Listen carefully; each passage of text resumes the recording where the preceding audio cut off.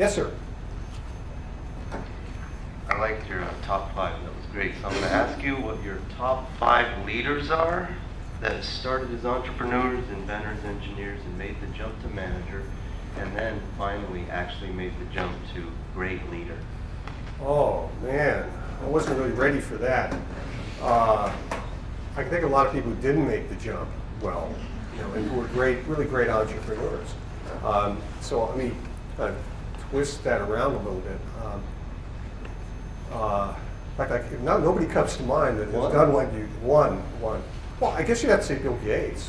I mean, Bill has done a great job managing his company, and obviously it's grown to be enormous, and he managed to stay with it all the way along, which is very, very much to his credit. He was just a nerdy little guy. Jeff coming on Friday. Well, Jeff's kind of a different case. He didn't really start with any kind of technical background, or he didn't come from something other than investment banking. He actually worked for a friend of mine, Dave Shaw, who sat in this audience at D.E. Shaw and Company in New York, which is a fascinating story. He was an analyst at Dave's company, and Dave was an engineer. And one day Dave wakes up and he says, you know what?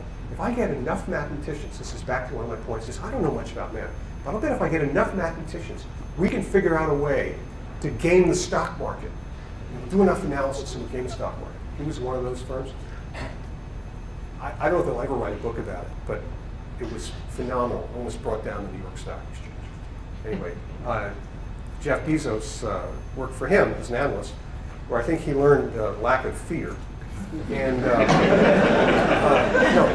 so I don't know that Jeff made it. I cannot see him as coming from something. He just kind of sprung full blown on the success of his organization, sort of like Britney Spears. That's kind of, he's the right guy at the right time with the right set of values, and and a good idea. So that's what happened then. In terms of my hero is SpongeBob. SpongeBob is an entrepreneur in my book, and pretty soon we'll all be eating at the Krusty Krab.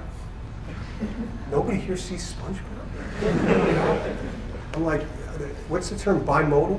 We got, I'm too old for the crowd and I'm too young for the crowd. You guys don't have 10-year-olds. Nobody watches SpongeBob. I'm not going back to Stanford. Then if I did that at Cal, they'll be going, yeah, SpongeBob. Come on, dude.